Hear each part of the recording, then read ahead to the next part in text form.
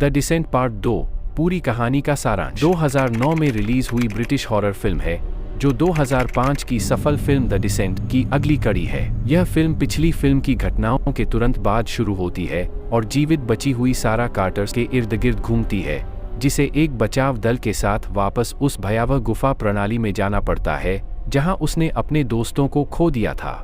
कहानी की शुरुआत फिल्म की शुरुआत में सारा गुफा से बाहर निकलकर जंगल में बेहोश पाई जाती है। उसे एक स्थानीय अस्पताल ले जाया जाता है जहां वह भयानक सदमे में होती है और उसे कुछ भी याद नहीं आता कि उसके दोस्तों के साथ क्या हुआ। पुलिस, विशेष रूप से शेरिफ वेंस, सारा पर शक करते हैं क्योंकि उसके शरीर पर खून लगा है और वह अपने दोस्तों के बारे में कुछ भी नहीं बता पाती। लापता हुई महिलाओं की तलाश के लिए शेरिफ वेंस एक बचाव दल का गठन करते हैं।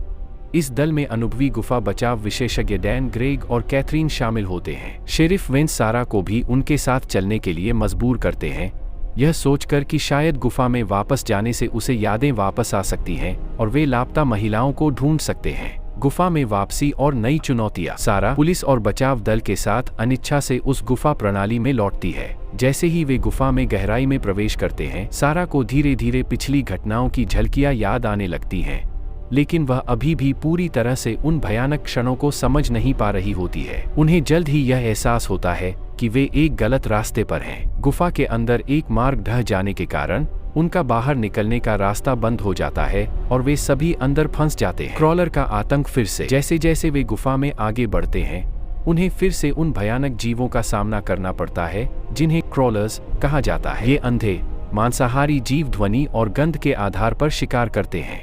बचाव दल के सदस्य एक एक करके क्रॉलर के हमलों का शिकार होने लगते हैं। डैन मारा जाता है, जिससे बाकी टीम घबरा जाती है। सारा की यादें और स्पष्ट होने लगती हैं और उसे याद आता है कि कैसे क्रॉलर ने उसकी दोस्तों को मार डाला था। इस बीच टीम को पता चलता है कि पिछली फिल्म की एक जीवित बची हुई सदस्य जूनो अभी भी गुफा में जीवित हो सकती है। सारा को याद आता है कि जूनो ने पिछली फिल्म में उसे छोड़ दिया था, जिससे उनके बीच विश्वास का संकट पैदा हो गया था। वे जूनो के कुछ व्यक्तिगत सामान और उसके शरीर पर बने निशान पाते हैं, जिससे उनकी उम्मीद बनती है। क्रॉलर के लगातार हमलों के बीच टीम अलग हो जाती है। ग्रेग और कैथरीन को भी क्रॉलर मार डालते हैं। शेरिफ वेंस, जो शुरू से ही सारा पर शक कर रहे थे, अब भी उसकी बातों पर विश्वास नहीं करते। वह सारा को अकेला छोड़कर अपनी जान बचाने की कोशिश करते हैं। सारा अंततः जूनो को ढूंढ लेती है। जूनो क्रॉलर के हमलों से बचने के लिए गुफा में छिपी हुई थी और उसने खुद को बचाने के लिए क्रॉलर के खून से लथपथ कर लिया था ताकि उसकी गंध क्रॉलर को भ्रमित कर सके। शुरू में सारा और जूनो के बीच तनाव होता है क्योंकि सारा को पिछली फिल्म में जूनो द्वारा छोड़े जाने का गुस्सा होता है। हालांकि जब क्रॉलर उन पर हमला करते हैं तो उन्हें एक दूसरे पर भरोसा करना पड़ता है। वे एक साथ क्रॉलर से लड़ते हैं।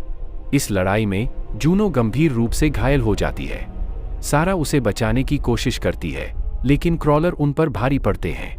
अंततः जूनो अपनी जान गंवा देती है, खुद को क्रॉलर के सामने बलिदान करके सारा को भागने का मौका देती है। शेरिफ वेंस का अंत और सारा का पलायन।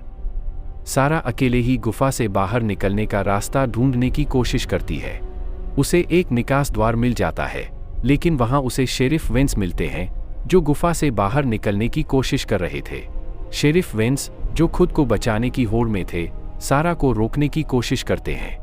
क्रॉलर फिर से उन पर हमला करते हैं और सारा अपनी जान बचाने के लिए शेरिफ वेंस को क्रॉलर के सामने छोड़ देती है और खुद को बचाने में सफल हो जाती है। सारा एक बार फिर गुफा से बाहर निकल जाती है। वह घायल और सदमे में है, लेकिन जीवित है। फिल्म का अंत और अस्पष्टता। फिल्म का अंत अस्पष्ट है। सारा गुफा से बाहर निकलकर सड़क पर आती है और एक ट्रक को रोकती है। ट्रक ड्राइवर उसे अपने साथ ले जाता है। जब वे आगे बढ़ते हैं तो सारा को ट्रक के अंदर बैठी एक क्रॉलर की छवि दिखाई देती है, जिससे यह सवाल उठता है कि क्या वह अभी भी गुफा के अंदर भ्रम में है या क्या क्रॉलर ने किसी तरह बाहर की दुनिया में प्रवेश कर लिया है।